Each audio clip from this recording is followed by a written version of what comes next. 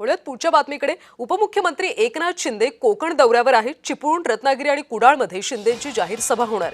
जिल्हा परिषद पंचायत समिती निवडणूक प्रचार आता शिगेला गेल्याचं पाहायला मिळतं। अधिकची माहिती देत आहेत आमचे प्रतिनिधी रवींद्र कोकाटे। रवींद्र, एकनाथ शिंदे यांच्या आज प्रचार सभा आहेत, नेमक्या कुठे कुठे प्रचार सभा आहेत, काय अधिकचं तपशील? कल्याणी, जर आपण पाहिलं तर जिल्हा परिषद आणि पंचायत समिती निवडणुकीचा प्रचार आता अंतिम टप्प्यात पोहोचलेला आहे। या पार्श्वभूमीवर शिवसेनेचे मुख्य नेते आणि उपमुख्यमंत्री एकनाथ शिंदे आज रत्नागिरी जिल्हा दौऱ्यावरती आहेत। सकाळी त्यांची सभा आहे चिपळूणात 10 वाजता। शिवसेना, भाजप आणि रिपाई महायुतीची ही सभा असणार आहे आणि उपमुख्यमंत्री हे कार्यकर्त्यांना मार्गदर्शन करणार आहेत।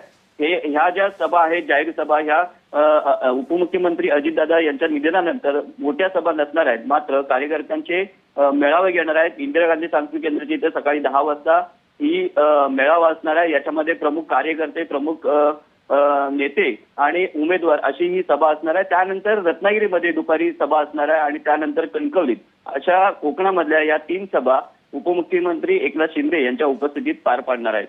कल्याणी, नक्कीच धन्यवाद रवींद्र या सगळ्या सविस्तर माहितीसाठी। तर उपमुख्यमंत्री एकनाथ शिंदे आज कोकण दौऱ्यावर आहेत। अनेक ठिकाणी शिंदेंची जाहीर सभा होणार आहे। जिल्हा परिषद आणि पंचायत समिती निवडणुकीसाठी सध्या प्रचार शिगेला पोहोचल्याचं पाहायला मिळतं।